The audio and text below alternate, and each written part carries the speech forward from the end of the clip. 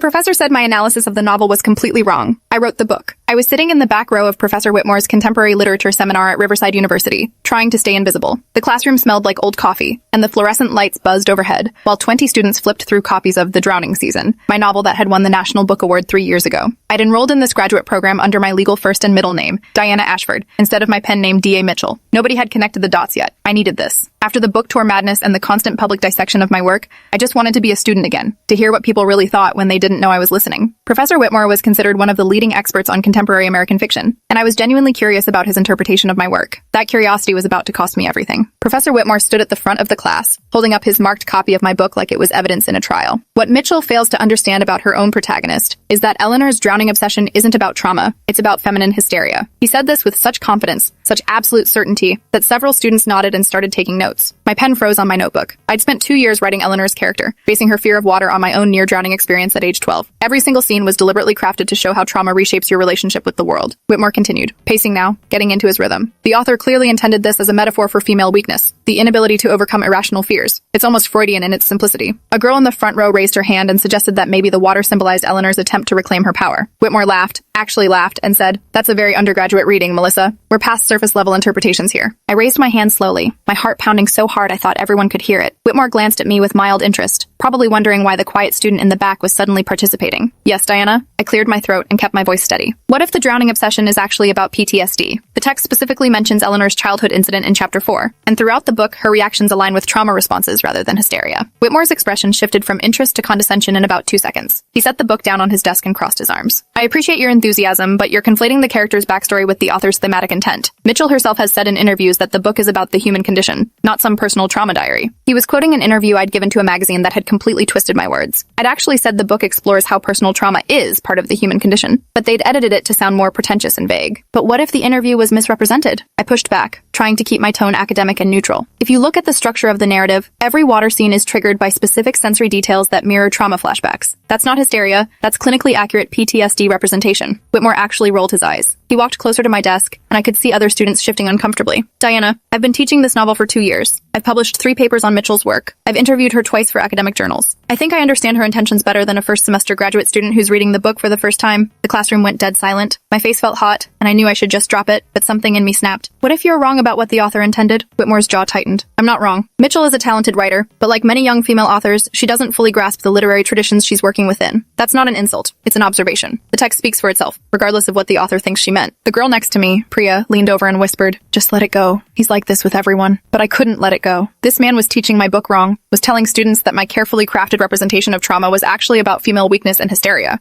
He was literally using my work to reinforce the exact stereotypes I'd been fighting against. Whitmore moved back to the front of the class and pulled up a slide on the projector. "Let's look at Chapter 12, where Eleanor refuses to get in the boat." Mitchell writes this scene with such melodrama, such excessive emotional reaction, that it borders on parody. A stronger writer would have shown restraint, would have trusted the reader to understand the symbolism without all this hand-wringing. He read a passage aloud in a mocking tone that made my chest tight with anger. That chapter had taken me 6 months to write. I'd rewritten it 43 times trying to capture the exact feeling of panic, the way your body refuses to cooperate when you're triggered, the shame of knowing you're being irrational but being unable to stop it. After class, I sat in my car in the parking lot for 20 minutes, hands shaking on the steering wheel. I pulled out my phone and called my agent, Beth, who answered on the second ring. "Diana, how's the graduate school experience?" Her voice was bright and warm, completely unaware of the storm I was about to unleash. I told her everything, my words tumbling over each other, about Whitmore's interpretation and his condescension and how he was teaching my book as an example of female hysteria. Beth was quiet for a long moment, and then she said, "Diana, honey, this is why I told you going back to school under a different name was a bad idea. You can't control how people interpret your work even when they're wrong." I knew she was right, but it didn't make it hurt less. She suggested I either reveal my identity or transfer to a different class, but both options felt like giving up. I'd paid for this semester, I'd earned my place in this program, and I wasn't going to let Whitmore's ego drive me out. That evening, I sat at my kitchen table with my original manuscript notes spread out in front of me. I'd kept everything from the writing process, character sketches, research on trauma responses, interviews with therapists, pages and pages of my own journal entries about my near-drowning experience. I photographed each page systematically, building a file of evidence proving Whitmore's interpretation was objectively wrong. My cat, Gatsby, jumped on the table and knocked over my coffee mug,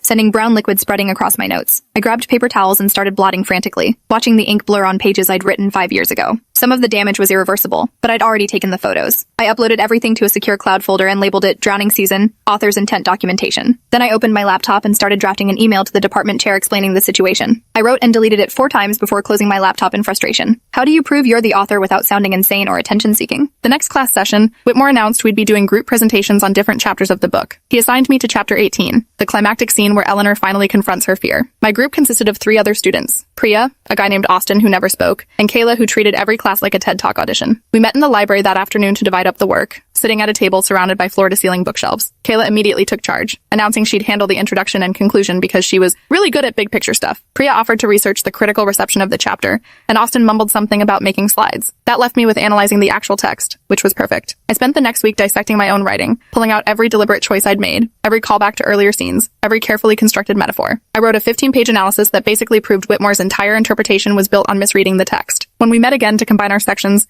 Kayla read my analysis and frowned. "This is really good, Diana, but it contradicts everything Professor Whitmore has been teaching us. He's going to think we weren't paying attention." She started highlighting sections of my work that disagreed with Whitmore's lectures, suggesting we tone down the criticism and align more with his framework. I watched her red pen cross out my explanations of Eleanor's trauma responses, my careful documentation of how the text actually worked. Priya caught my eye and gave me a sympathetic look, but didn't say anything. Austin was on his phone, completely checked out. I took a deep breath and said, "What if Whitmore's framework is wrong? What if there's evidence that the author intended something completely different?" Kayla laughed and closed her laptop. "Diana, no offense, but you're not going to out-analyze a professor who's literally published books on this stuff. We need to give him what he wants if we want a good grade." She wasn't wrong about the grade part, but everything in me rebelled against presenting a false interpretation of my own work just to satisfy Whitmore's ego. That night, I drove to the bookstore where I'd done my first reading for The Drowning season 4 years ago. The owner, Margaret, had been one of my earliest supporters, and she'd turned her shop into a haven for local authors. I found her in the back office doing inventory, surrounded by stacks of new releases. When I explained what was happening at Riverside, Margaret listened carefully, and then pulled out a worn copy of my book from her desk drawer. "I've sold over 300 copies of this book, Diana. I've heard you read from it, watched you answer questions about Eleanor's journey. That professor doesn't know what he's talking about." She opened to a dog-eared page and showed me margin notes in different colors, annotations from a book club that had discussed it last year. Their interpretations were so much closer to my actual intent than anything Whitmore had said. Margaret offered to write a letter to the university confirming my identity, but I wasn't ready for that nuclear option yet. I needed to try one more time to make Whitmore understand through the work itself, through undeniable textual evidence. Our group presentation was scheduled for the following week. I spent every spare moment refining my section, adding quotes from trauma researchers that aligned with Eleanor's behavior, finding patterns in the text that Whitmore had completely missed. The morning of the presentation, I woke up at 5 a.m. with my heart racing and couldn't get back to sleep. I made coffee and rehearsed my part over and over, trying to sound confident and academic rather than desperate and defensive. My phone buzzed with a text from Beth asking how things were going. I sent back a simple "today's the day" and 3 crossed fingers emojis. She responded with, "Remember, you don't have to prove anything to anyone. You wrote a brilliant book regardless of what one professor thinks." But I did need to prove it, at least to myself, that I could defend my own work on its own merits without pulling the "I'm the author" card. I wanted the analysis to stand alone, to be so airtight that Whitmore would have to acknowledge he'd been wrong. The presentation started smoothly enough. Kayla did her introduction with practiced confidence, hitting all the points Whitmore loved about authorial distance and literary tradition. Priya presented the critical reception, carefully choosing reviews that aligned with Whitmore's interpretation, while quietly including a few that didn't. Then it was my turn. I pulled up my slides and started walking through the textual analysis, showing how Eleanor's responses to water matched clinical descriptions of PTSD, how the narrative structure deliberately mimicked the non-linear nature of traumatic memory. I could see Whitmore's expression changing as I presented, his arms crossing tighter, his jaw clenching. When I finished, there was a long pause. Kayla jumped in quickly to transition to Austin's part, but Whitmore held up his hand. "Wait, Diana, are you suggesting that I've been teaching this novel incorrectly for 2 years? His voice was sharp and the whole class seemed to hold its breath. I met his eyes and said as calmly as I could, "I'm suggesting there's textual evidence for an alternative interpretation that aligns more closely with trauma theory than with concepts of hysteria." Whitmore stood up from his desk and walked to the front of the room, positioning himself directly in front of my group. "This is exactly the problem with contemporary literary criticism. Students think they can cherry-pick quotes and force a reading that suits their political agenda, rather than engaging with what the author actually wrote." He turned to the rest of the class like he was performing for them. "Mitchell's novel is clearly working within a tradition of feminine Gothic literature where women's fears are metaphors for larger societal anxieties. To reduce it to a simple trauma narrative is to miss the entire point of the work." I felt my hands curling into fists at my sides. "But what if the author has explicitly stated that the book is based on her own trauma?" My voice came out sharper than I intended. Whitmore's eyes narrowed. "Authors are notoriously unreliable narrators of their own work. Death of the author, Diana. I'm surprised you haven't encountered that concept yet in your studies." He turned back to the class and continued talking like I wasn't even there anymore, dismantling my analysis piece by piece while my groupmates stared at their shoes. After class, Priya pulled me aside in the hallway. "That took guts, but you know he's going to tank our grade now, right?" She wasn't angry, just resigned, like this was an inevitable consequence of challenging Whitmore's authority. Austin walked past us without making eye contact, clearly annoyed that our presentation had turned into a confrontation. Kayla stopped to say, "I warned you, Diana. Now we're all going to suffer for it." She wasn't entirely wrong. 2 days later, our group grade was posted online, C-. The comments said our presentation showed promise but ultimately failed to engage with the text on a sophisticated level, instead relying on reductive psychological readings that missed the literary complexity of Mitchell's work. I stared at that grade on my laptop screen, feeling a mix of anger and vindication. The anger won out. I opened a new document and started typing an email to Professor Whitmore, requesting a meeting during his office hours. If he wanted to discuss sophisticated textual analysis, I'd give him more than he bargained for. Whitmore's office was exactly what you'd expect. Floor-to-ceiling bookshelves, a massive wooden desk covered in papers, and a window overlooking the campus quad. He gestured for me to sit in the small chair across from his desk, positioning himself in the larger leather chair that made him look like he was presiding over a trial. Diana, I appreciate your passion for the material, but your presentation revealed some fundamental misunderstandings about literary analysis. He pulled out a printed copy of my slides with red ink covering every page. You're confusing biographical criticism with textual analysis. Just because an author experienced trauma doesn't mean every book they write is about that trauma. I let him talk, watching him circle and underline and add sarcastic comments in the margins of my carefully researched work. When he finally paused, I reached into my bag and pulled out a folder. What if I could show you the author's original notes? Her research materials, character sketches, explicit statements about her intentions? Whitmore leaned back in his chair with a patronizing smile. Diana, even if you had those materials, they wouldn't change the fundamental analysis. The text exists independently of the author's intentions. I opened the folder and spread the documents across his desk. Character sketches for Eleanor with notes about PTSD symptoms. Research papers on trauma and memory that I'd consulted while writing. Excerpts from my own journal about my near-drowning experience that directly paralleled scenes in the book. Whitmore glanced at the papers with vague interest, like I was showing him a student's creative project. These are fascinating fabrications, Diana, but surely you understand that I can't take anonymous documents at face value. Anyone could type up fake author notes. His dismissiveness was so absolute, so unshakable, that I felt something shift inside me. I pulled out my phone and opened my email, scrolling to messages from my publisher, from Beth, from early readers who'd seen the manuscript. I turned the phone toward him, showing him an email chain about Eleanor's character development that was dated 2 years before the book's publication. Whitmore squinted at the screen and then pushed the phone back toward me. Email addresses can be spoofed. I'm not sure what you're trying to accomplish here, but making up evidence isn't going to change your grade.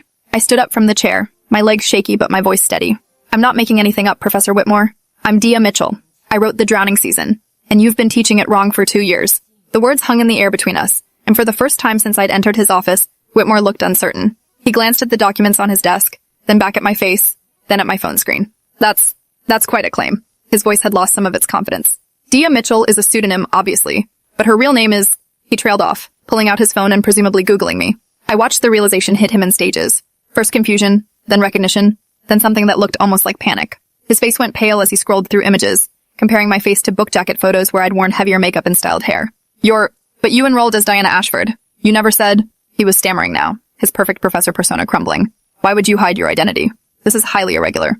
I gathered my documents from his desk, sliding them back into my folder with deliberate slowness. I enrolled under my legal name because I wanted to study literature without the baggage of being a published author. I wanted honest feedback, genuine discussion. I didn't expect my professor to spend weeks teaching my book as an example of female weakness and hysteria when it's actually about trauma recovery. Whitmore stood up, running his hand through his hair, looking around his office like the walls might offer him some escape. I need to verify this. You understand I can't just take your word for it. I pulled out my driver's license and my author ID card from the National Book Foundation, laying them on his desk. Diana Ashford Mitchell, the name I'd been hiding all semester, right there in black and white. Whitmore picked up the ID card with shaking hands, studying it like it might be a forgery. He compared the photo to my face multiple times, and I could see him mentally reviewing every comment he'd made about my work, every condescending explanation, every dismissal of my undergraduate readings. I didn't know, he said finally, his voice barely above a whisper. You should have told me. Why? I asked, surprised by how calm my voice sounded when everything inside me was screaming. So you could treat my interpretation as valid only because of who I am, rather than because of the textual evidence? The analysis I presented was solid regardless of my identity. Whitmore sank back into his chair, and I could see him trying to recalibrate, trying to find some way to maintain his authority in this situation. Be that as it may, the principle of death of the author still stands. Your intentions, while interesting, don't override the text itself or how readers and scholars interpret it. I almost laughed at his audacity. Even now, confronted with proof that he'd been wrong, he was doubling down. Professor Whitmore, you didn't just interpret my book differently. You taught it as something it fundamentally isn't. You told students that Eleanor's trauma was hysteria, that her recovery arc was weakness. You used my work to reinforce harmful stereotypes about women and mental health. He flinched at that but didn't back down. That's your subjective reading of my teaching. Literary criticism involves multiple perspectives. I leaned forward, placing both hands on his desk. It's not subjective when you're factually wrong about what happens in the text. Eleanor doesn't give in to hysteria in chapter 12. She has a panic attack triggered by specific sensory details I carefully planted throughout the earlier chapters. That's not interpretation. That's reading comprehension. Whitmore's face flushed red, anger replacing his earlier shock. I don't appreciate your tone, Ms. Mitchell. Regardless of your identity, you're still a student in my class, and you will show me the respect that position demands. I straightened up, slinging my bag over my shoulder. I'll show you the same respect you showed my work and my analysis. I'm filing a formal complaint with the department chair about your teaching methods and your grading bias. That C- our group received was retaliation for challenging your interpretation, and we both know it. Whitmore stood up abruptly, his chair rolling back and hitting the bookshelf behind him. You're making a serious accusation. Do you have any proof of bias? I pulled out my phone again and opened my recording app. As a matter of fact, I do. I've been recording every class session since week 3. The color drained from Whitmore's face as I played back snippets of his lectures, his voice clearly stating that Mitchell doesn't understand her own protagonist, and that the book exemplifies female weakness. I'd captured every condescending comment, every dismissal of alternative interpretations, every gendered assumption about my work. When I stopped the recording, the office was dead silent except for the ticking of an old clock on his shelf. You can't record classes without permission. There are privacy laws. His voice was desperate now, grasping at straws. I smiled without warmth. Actually, this is a one-party consent state. I'm legally allowed to record any conversation I'm part of. These recordings will be included in my formal complaint, along with documentation of how you graded my group's presentation compared to others. Whitmore sat back down slowly, and I watched him do the math on how bad this could be for him. A published author in his class, recordings of him misrepresenting her work, evidence of retaliatory grading. His academic reputation was about to take a serious hit. "What do you want?" he asked finally, his professorial authority completely gone. He looked small sitting there, just a man who'd been caught being wrong and doubling down instead of admitting it. I considered the question carefully.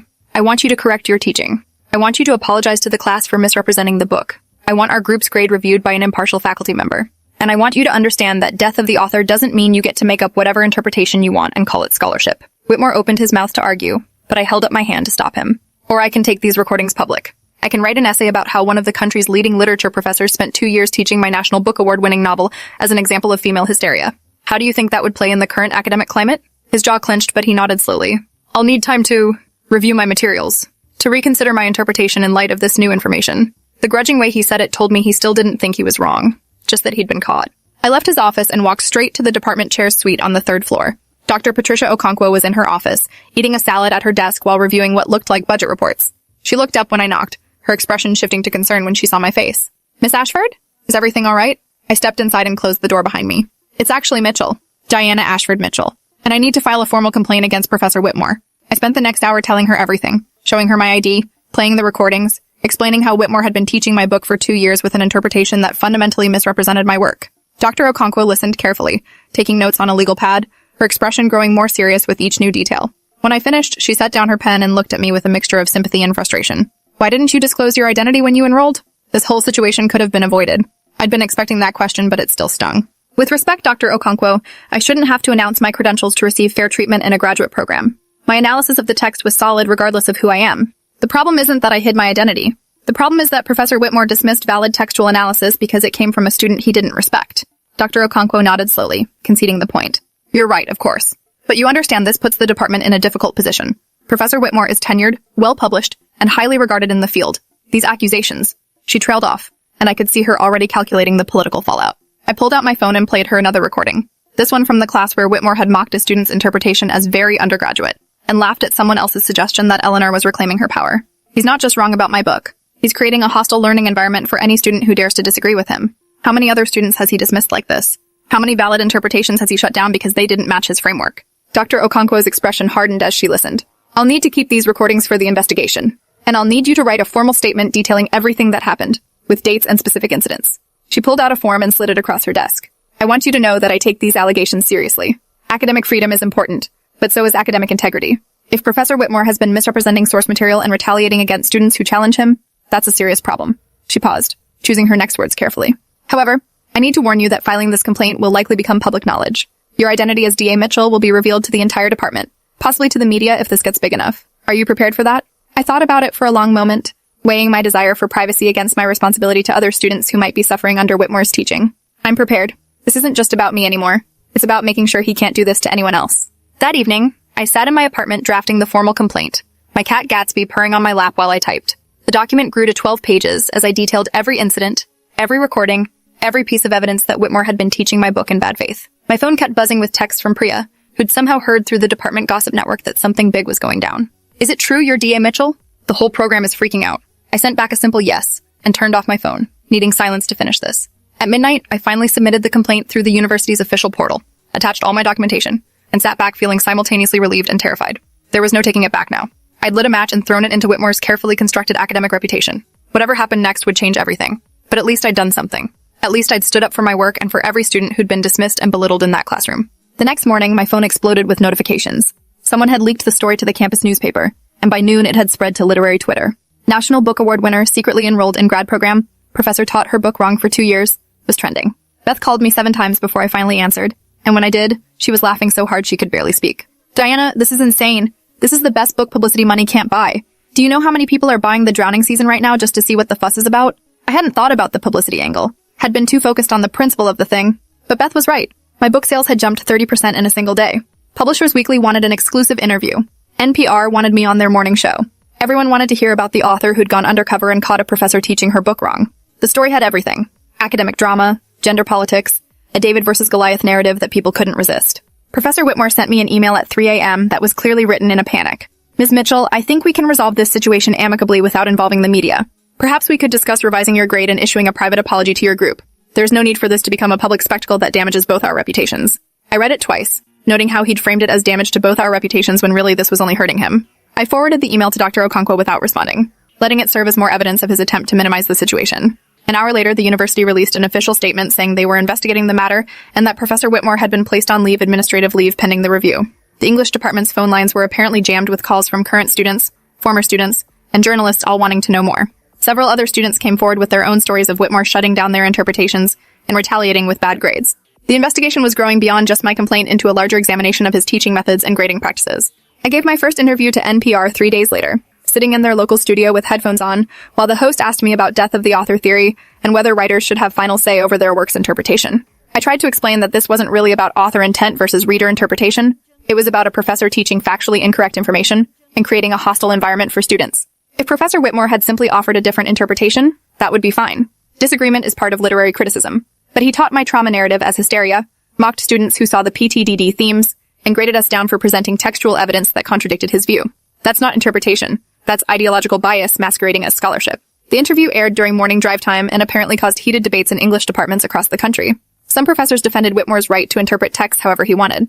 Others argued that basic reading comprehension should come before theoretical interpretation. The literary world was divided, and I was at the center of it whether I wanted to be or not. A week into the investigation, Dr. Okonkwo called me into her office again. She looked exhausted, with dark circles under her eyes and an empty coffee cup forest on her desk. The review committee has finished their preliminary findings. I wanted to tell you personally before it goes public. She handed me a folder thick with documents, interview transcripts from other students, reviews of Whitmore's grading patterns, analysis of his published papers on my work. We found evidence of systematic bias in his teaching and grading. Multiple students reported being penalized for interpretations that differed from his framework. His published papers on your novel contain several factual errors about the text itself, suggesting he was prioritizing his theoretical lens over actual close reading. She paused, looking uncomfortable. He's being formally reprimanded and will be required to undergo training on inclusive teaching practices. His courses will be monitored next semester, but he's not being fired. I felt my stomach drop. That's it? After everything, he just gets a slap on the wrist and has to take a workshop? Dr. Okonkwo sighed heavily. Tenure is a powerful protection, Ms. Mitchell. The university has limited options for discipline short of termination, and the evidence, while concerning, doesn't rise to that level. However, she pulled out another document. Your group's grade has been changed to an A. Professor Whitmore has been required to issue a formal apology to your group and to revise his course materials on your novel, and he's been removed from teaching graduate seminars for the next year. It wasn't enough. Not really. But it was something. More than I'd expected when I first walked into that classroom and heard him call my protagonist hysterical. Dr. Okonkwo leaned forward, her expression sincere. I want you to know that your complaint has already changed our department. We're implementing new policies for student feedback, creating anonymous channels for reporting concerning teaching practices, and reviewing our curriculum to ensure we're teaching diverse perspectives. What you did took courage, and it's making a real difference. I wanted to feel vindicated, but mostly I just felt tired. The semester ended with a strange mix of triumph and exhaustion. I passed all my other classes with solid grades, but the Whitmore situation had overshadowed everything else. Students I'd never spoken to would stop me on campus to share their own stories of bad professors or to debate death of the author theory. Some treated me like a hero, others like I'd betrayed some unwritten academic code by going public. The English department threw a small reception for me, awkwardly acknowledging my presence while trying not to make it seem like they were celebrating the takedown of one of their own faculty members. Whitmore himself was notably absent, still on administrative leave and apparently consulting with lawyers about his options. Beth called with news that a literary magazine wanted to publish an essay version of what happened, offering me $15,000 and a cover feature. I spent a week writing and revising, trying to capture not just the drama, but the larger issues about how we teach literature, how we value interpretation, and who gets taken seriously in academic spaces. The essay published in the spring and sparked another round of national conversation. This time, though, I felt more in control of the narrative. I wasn't just the author who got wronged. I was making an argument about the state of literary education, about the difference between interpretation and misrepresentation, about creating space for students to challenge authority without fear of retaliation. Universities started reaching out, asking me to speak about author intent and teaching methodology. I gave talks at 6 different schools that semester, each time finding myself in front of rooms full of literature students and professors, all debating what had become known as the Mitchell case. Some defended Whitmore, arguing I was trying to control how my work was read. Others saw it as I did. Not about control, but about basic textual accuracy and academic integrity. The conversations were messy and uncomfortable, and exactly what literature departments needed to be having. In April, I received an unexpected email from Professor Whitmore. Dear Ms. Mitchell, I hope this message finds you well. I wanted to reach out personally, now that some time has passed and emotions have cooled. I've spent these months reviewing my teaching materials and, I must admit, reevaluating my approach to your novel. While I still maintain that death of the author is a valid critical framework, I can acknowledge that I allowed my theoretical commitments to override careful reading of the text itself. You were correct that Eleanor's trauma is clearly established and developed throughout the narrative. I was wrong to dismiss your analysis, and I was especially wrong to grade your group's presentation as I did. This is not easy for me to admit, as someone who has built a career on confidence in my interpretations. But scholarship requires intellectual honesty, even when that honesty is uncomfortable. The email continued for 3 more paragraphs. Not quite an apology, but closer than I'd expected. He asked if I'd be willing to meet for coffee to discuss the book properly, as colleagues rather than as professor and student. I stared at the email for a long time, my cursor hovering over the reply button. I met Whitmore at a cafe off campus on a sunny Saturday morning. He looked different without the armor of his professor persona. Older, more uncertain, wearing a cardigan instead of his usual blazer. We ordered coffee and sat across from each other, the awkwardness thick between us. Thank you for agreeing to meet, he started, stirring sugar into his cup with more focus than necessary. I've been thinking a lot about what happened. About my teaching, my assumptions, my ego. He looked up at me then, and I was surprised to see genuine remorse in his expression. I convinced myself that I understood your work better than you did. That my years of studying literature gave me some special insight that transcended your own creative process. That was arrogant and frankly lazy scholarship. I sipped my coffee, waiting to see where this was going. Whitmore continued. I've been rereading The Drowning Season without my theoretical framework, just letting the text speak for itself. You're right about the trauma narrative. It's there in every chapter, carefully constructed and clinically accurate. I missed it because I was looking for something more complicated, more literary, when the truth was right there on the page. We talked for 2 hours, and it was the conversation I'd wanted to have all semester. Whitmore asked questions about my writing process, really listened to my answers, and shared his own evolving thoughts about the book. He admitted that his published papers on my work would need corrections, that he planned to write a follow-up piece acknowledging his misreading. I want to use this as a teaching moment, he said. Not just for my students, but for other scholars. We get so attached to our interpretations that we stop seeing what's actually there. It wasn't a complete redemption arc. He still had work to do repairing his teaching practices and rebuilding trust with students. But it was a start, a genuine attempt to learn from his mistakes rather than just protecting his reputation. When we parted ways, he shook my hand and said, "Your book deserved better than my reading of it. Thank you for holding me accountable, even though I made it incredibly difficult." I walked back to my car feeling something shift. Not quite forgiveness, but maybe understanding. Growth is messy, and rarely happens on our preferred timeline. The university invited me to give a lecture that fall as part of their Distinguished Speakers series. I stood in front of a packed auditorium, looking out at students and faculty and community members who'd come to hear about what happened. I talked about The Drowning Season, about writing Eleanor's journey through trauma and recovery, about the importance of representation and accurate portrayals of mental health in literature. But I also talked about what I'd learned from the experience with Whitmore, about humility, about the difference between interpretation and misrepresentation, about creating educational spaces where disagreement is welcomed, but evidence still matters. Authors don't get to control how readers experience their work, I said, but readers and scholars have a responsibility to engage with what's actually on the page before building their theories. There's a balance between honoring author intent and allowing for multiple interpretations. Finding that balance requires intellectual honesty, careful reading, and willingness to be wrong. The lecture was followed by a Q&A that ran over by 30 minutes, students asking thoughtful questions about writing, teaching, and navigating difficult situations in academic settings. After the lecture, a young woman approached me nervously, clutching a copy of The Drowning Season. "Miss Mitchell, I just wanted to say thank you. I was in Professor Whitmore's class last year, and I disagreed with his interpretation, but I was too scared to speak up. Seeing what you did made me realize I don't have to accept every authority figure's opinion as fact." She asked me to sign her book, and while I wrote my name, she told me she was working on her own novel about surviving anxiety disorder. I was worried that writing about mental health would be seen as weak or melodramatic, but your book showed me it could be powerful and literary. We talked for a few minutes about her project, and I gave her my email in case she wanted feedback on her manuscript. As she walked away, I realized this was why the whole situation had mattered. Not just about correcting one professor's interpretation, but about showing other students, other writers, that their experiences and perspectives were valid and worth defending. 6 months later, I defended my master's thesis on contemporary trauma narratives in American fiction. The defense went smoothly, with a committee who actually engaged with my arguments rather than dismissing them. Professor Whitmore wasn't on my committee. We'd both agreed that would be inappropriate given our history. But he attended the public portion of the defense and asked a thoughtful question about the intersection of personal experience and literary craft. After I passed, he congratulated me in the hallway and told me he'd revised his entire curriculum based on what he'd learned from our confrontation. "I'm teaching your book again next semester," he said. "But this time, I'm leading with the trauma narrative and using it to discuss how we can honor author intent, while still exploring multiple interpretations. I'm also bringing in guest speakers who work in trauma psychology to provide context." It was strange hearing him talk about teaching my book correctly, after everything. But it was also satisfying, knowing that future students would get a more accurate, more respectful reading of Eleanor's journey. My agent called a week after graduation with news that surprised me. "Diana, your sales have tripled since this all went public. The Drowning season is getting a new printing with a special edition cover, and your publisher wants to know when the next book is coming. I'd been so focused on the academic drama that I'd barely written anything new in months. But sitting down at my desk that evening, looking at a blank document on my screen, I felt words starting to flow for the first time in a long time. This next book would be different, shaped by everything I'd learned about standing up for yourself in your work, about the messy process of creating change, about how sometimes the most important battles are the ones you never expected to fight. I typed the first sentence, then the second, and kept going until I had 5 pages of a new story taking shape. This one would be about a musician who discovers her composition. Professor has been taking credit for her work, blending themes of artistic ownership, gender dynamics in creative fields, and finding your voice when systems try to silence you. The story of what happened with Professor Whitmore still comes up sometimes in interviews and panels. People ask if I regret going public, if I wish I'd handled it differently, if I think I was too harsh or not harsh enough. My answer is always the same. I did what I needed to do to protect my work and other students in that program. Could it have been handled more quietly? Maybe. But quiet conversations behind closed doors don't create systemic change. They don't lead to new policies or revised teaching methods or professors genuinely reconsidering their approaches. Sometimes you have to make noise to make a difference, even when that noise is uncomfortable and messy and risks your own reputation. Looking back now, I'm proud of the scared student who raised her hand in that classroom and challenged a tenured professor. I'm proud of the person who kept pushing even when it would have been easier to drop the class and walk away. And I'm proud of the writer who understood that defending your work isn't about ego. It's about integrity.